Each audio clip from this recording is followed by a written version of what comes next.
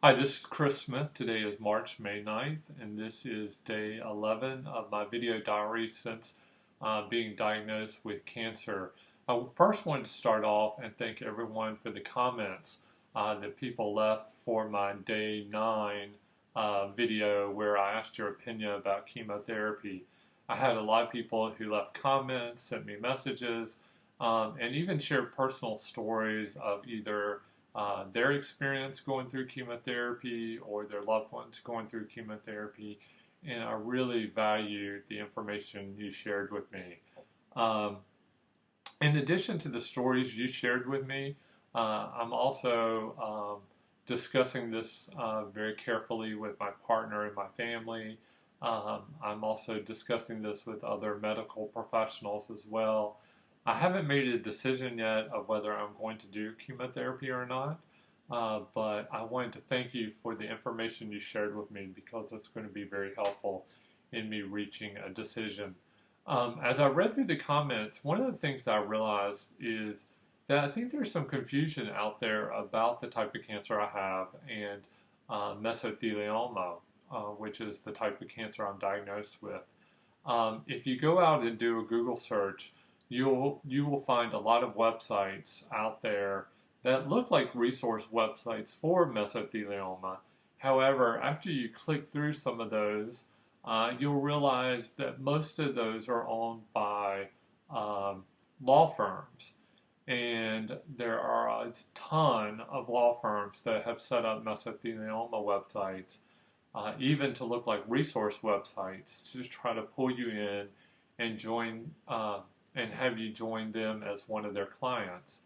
Mesothelioma is caused by exposure to asbestos, and so these law firms are trying to pull you in so that they can try to represent you to go after to get some money from someone that produced a product containing asbestos or produced asbestos.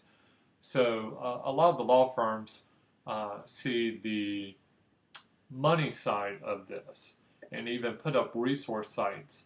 However, I found that when I was trying to learn about this cancer, it was often very difficult finding good information about mesothelioma and this cancer because I had to sort through all these legal websites to find information.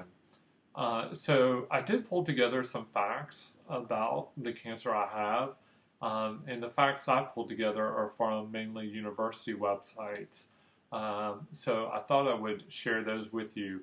Unfortunately, like some other forms of cancer, like leukemia and lymphoma, you can find some really good information out on websites like the Leukemia and Lymphoma Society, or if you have lung cancer, on the lung cancer website, or breast cancer, there's several breast cancer websites. But unfortunately, there are very few cases of mesothelioma that there doesn't seem to be a foundation dedicated to mesothelioma with really good research pulled in from a variety of, I would say, university validated information. So you kind of have to go out and search for it yourself, which is what I did. So I thought I would share what I've learned about the cancer with you. Um, Mesothelioma is a very aggressive form of cancer, and as I mentioned earlier, it is caused solely by asbestos exposure. Most people get it from either working in an industry where they've been exposed to asbestos. Asbestos is a flame retardant like material, and it's been used in things from insulation to linoleum to wall coverings. A lot of electrical equipment, even hair dryers have contained asbestos. Some manufacturing equipment has contained asbestos. A lot of building materials from the 40s, 50s, 60s, and 70s had asbestos in it because of its flame retardant materials. And so a lot of people who worked in industries that used asbestos are the ones that usually develop cancer. That's something that makes my diagnosis so unique in that I did not work in any industry that I'm aware of where I was exposed to asbestos. So that's a little unusual. It's a lot unusual. But most people who develop mesothelioma usually worked in an industry where they were frequently exposed to asbestos. Another thing about the cancer is that most of the time you develop mesothelioma 20 to 40 years after being exposed to asbestos. So I am currently 45 years old. For me to develop mesothelioma, that means that I was exposed to asbestos at a very young age. And that's even more rare. And I'll talk about age in a little bit, but it's extremely odd for someone my age to develop mesothelioma, which probably means, and I've not spent a lot of time trying to think about how I was exposed, because to me right now, that's not what I really want to spend my time thinking about. There's so many other decisions I need to make. But that would mean that I was probably exposed to asbestos in some form, either in the home I grew up in or possibly one of the schools I attended. So, that's typically how people are exposed, but rarely do they develop mesothelioma from just a random asbestos exposure. But in my case, it must have happened. Um, One of the things I've realized as I've spoken with people about my form of cancer is they often confuse mesothelioma with lung cancer. And actually, mesothelioma is not lung cancer. In fact, the side where I have mesothelioma, which is on the left side, my left lung is actually very healthy. It is smaller and constrained, but the lung itself and the tissue of the lung itself is healthy. Mesothelioma is actually a cancer of the pleura, which is a very thin lining that outlines the lung, and it's tissue that separates your organs. It separates your lung from your heart, from your diaphragm, from your liver, and it's just a very thin lining. And this cancer is a cancer of that pleura or tissue lining. It's not a cancer of the lungs themselves. I've actually had people ask me, well, why don't you just have surgery and have your left lung removed and you'll be cured? That's not where the cancer is. It's actually outside the lung, and it's in that pleural lining, which is very different. And so just wanted to kind of clarify that. Right now, my left lung is functioning fairly normal. It's just a lot smaller because the pleural lining has been thickening and pushing my left lung up. But other than that, my left lung is fairly healthy.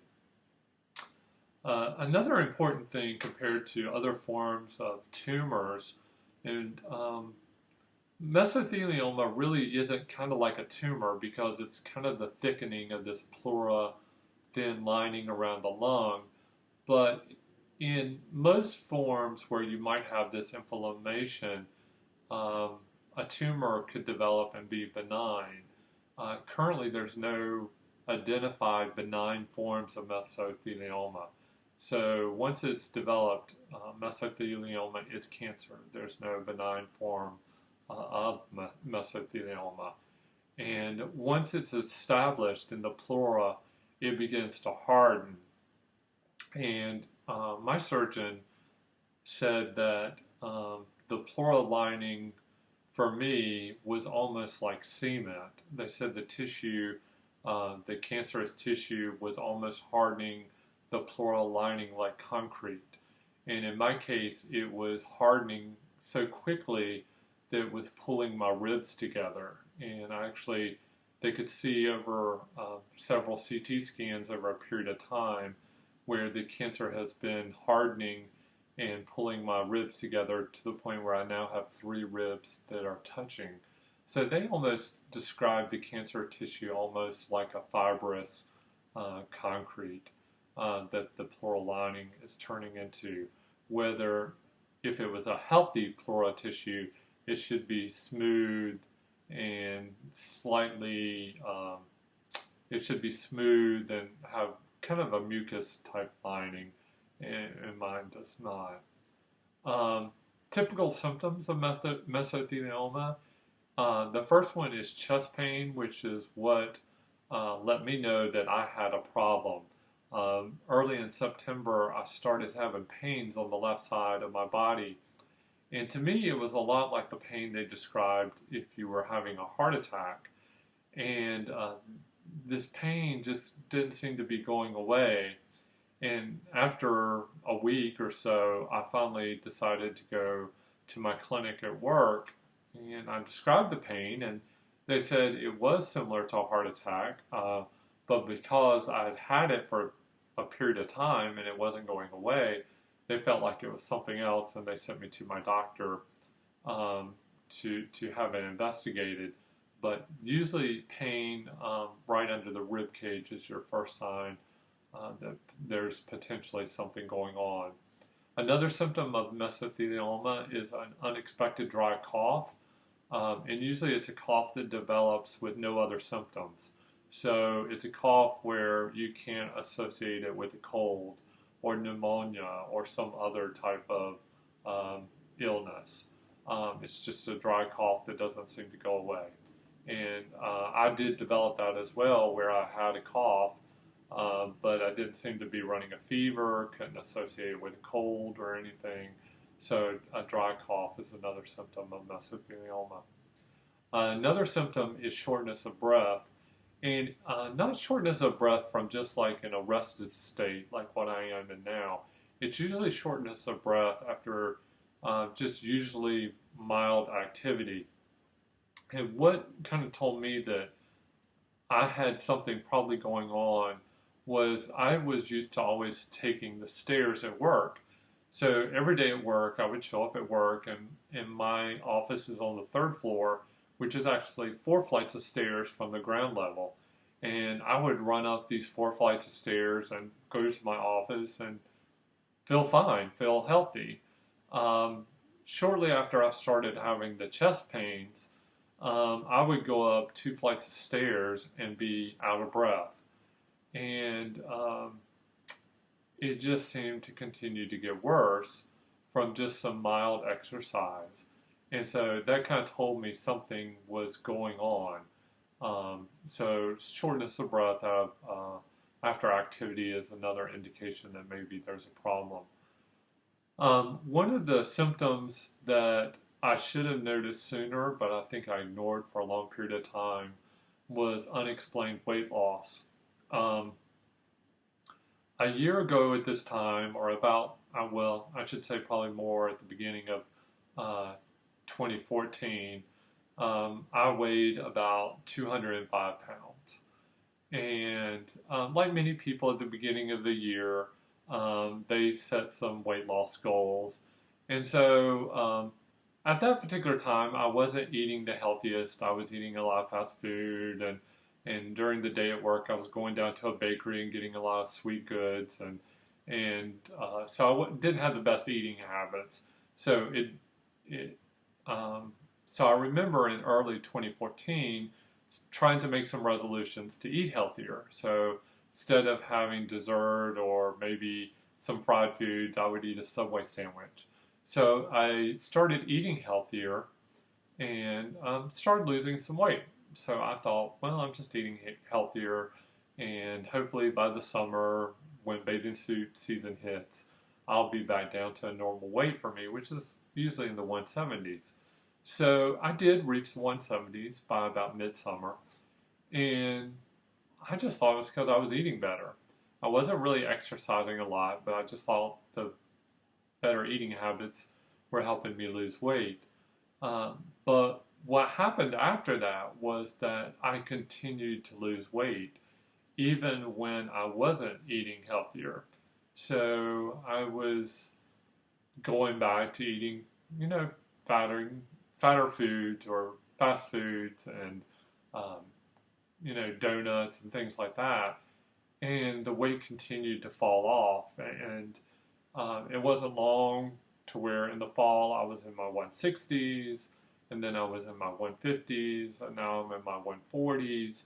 And so the weight just continued to fall off no matter what I was eating. And so that unexplained weight loss should have been maybe an earlier sign for me that there was something definitely wrong going on. And then one of the biggest symptoms of mesothelioma is having an unexplained pleural effusion. And that was one of the early indicators for me as well.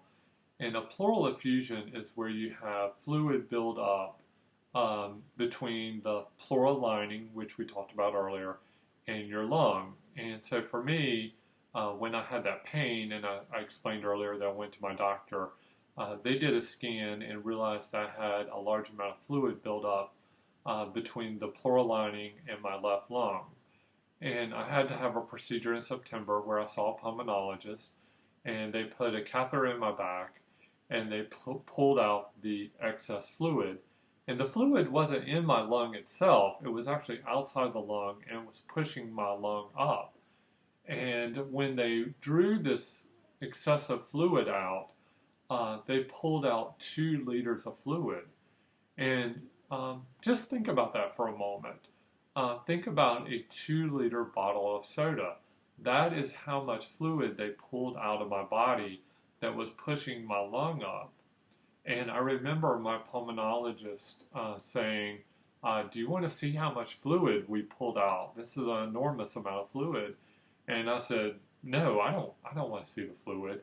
But they had put the fluid in some type of containers, maybe vials or something, and then put them in plastic bags so that they could be sent off for a lab for analysis. And so they said, well, if you don't want to look at them, at least pick them up and hold them so you could see how much weight you were carrying around from this excess of fluid. And when I picked up the plastic bags, I was amazed about how much they weighed.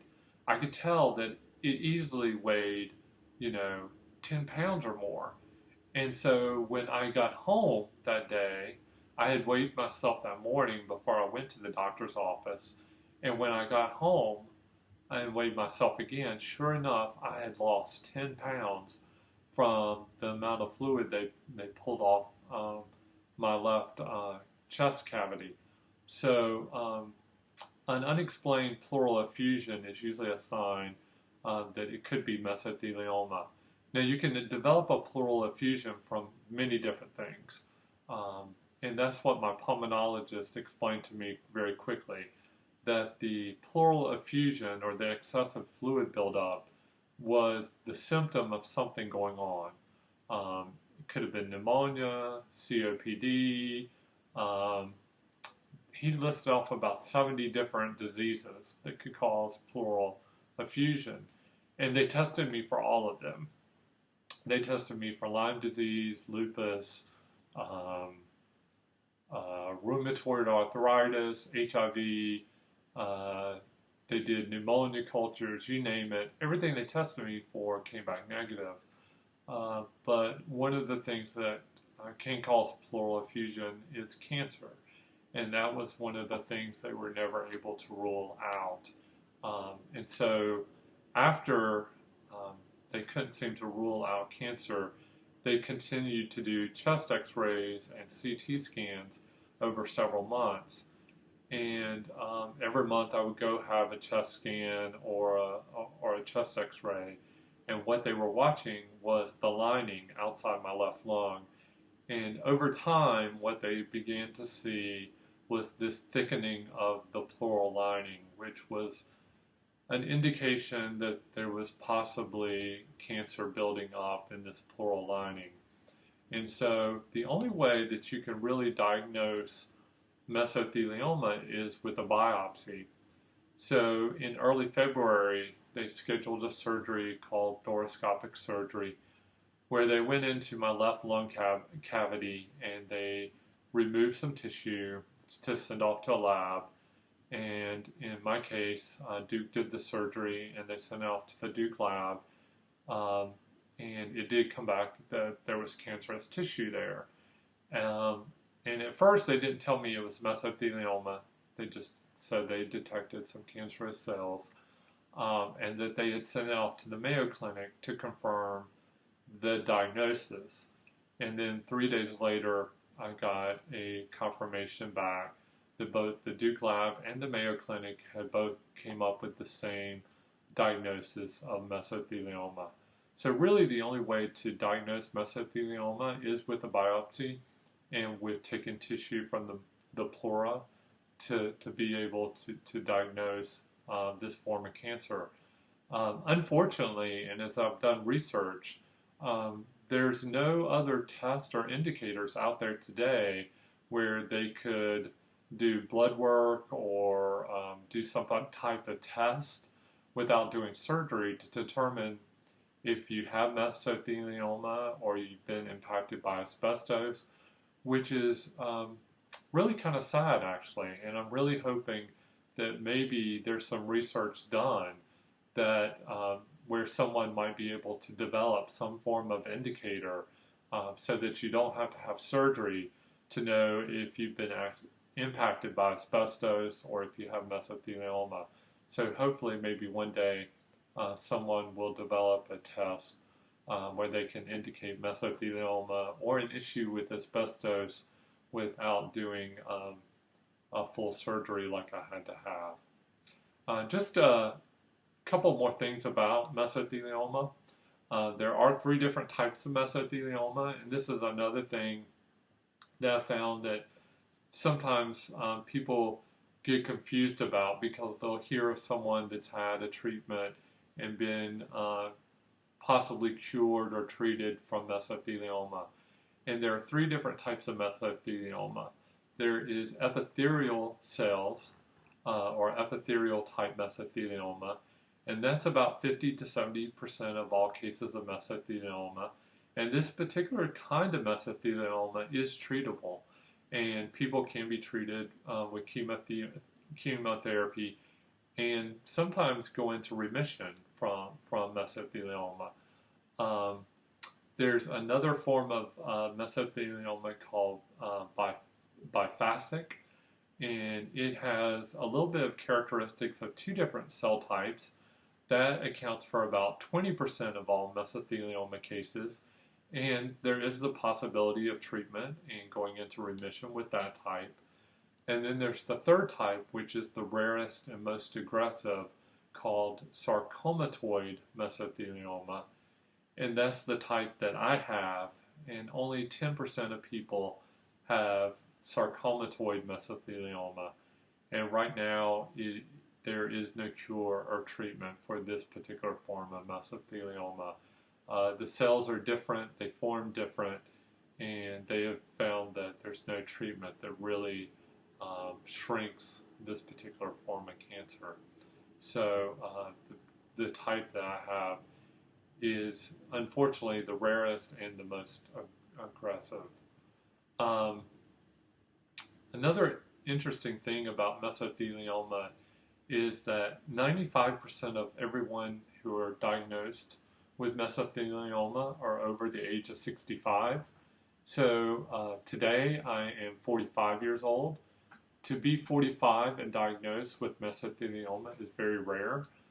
What's even stranger is that the median age for people with mesothelioma is age 77. So I am substantially younger than most people that are battling this form of cancer. And the doctors aren't sure why. In fact, the doctors at Duke have shared with me that I'm their youngest patient with sarcomatoid mesothelioma that they've seen. So why I developed it at this age, I don't know. But most people are much older, which in talking with the doctors, I have found that they find it difficult sharing statistics with me because most statistics related to mesothelioma were gathered from people who were much older than me. And they don't have a lot of data of people who are battling this disease at a younger age. So it kind of skews a lot of the statistics a little bit when they try to compare me with other cases. Another thing about mesothelioma is that Mesothelioma is very rare. There's only about 3,000 people diagnosed a year in the United States with mesothelioma. And the type that I have, sarcotoma mesothelioma, there's less than 300 people diagnosed in the United States with that form each year. So it's a very rare form of cancer. And because it's so rare, I think that's why maybe there's not more information out there about this disease, and maybe not more information or research done so far about treatments or cures for this form of cancer. But those are just some facts that I wanted to share with you about mesothelioma. Like I said, I had done some research out on the web and found tons of websites that law firms have about mesothelioma, but the facts that I just shared with you, I had pulled from a lot of the university websites like Duke and the Mayo Clinic, and just thought I would share some of this information with you. One of my goals from doing this video diary is that not only does it show my battle with this cancer, but I'm hoping that maybe others can learn from this disease and this cancer, and I'm hoping that maybe by sharing some of these facts with you will help you better understand what this cancer is and understand the symptoms and how it impacts someone. So anyway, that's my video entry for day number 11. And look for my video again tomorrow.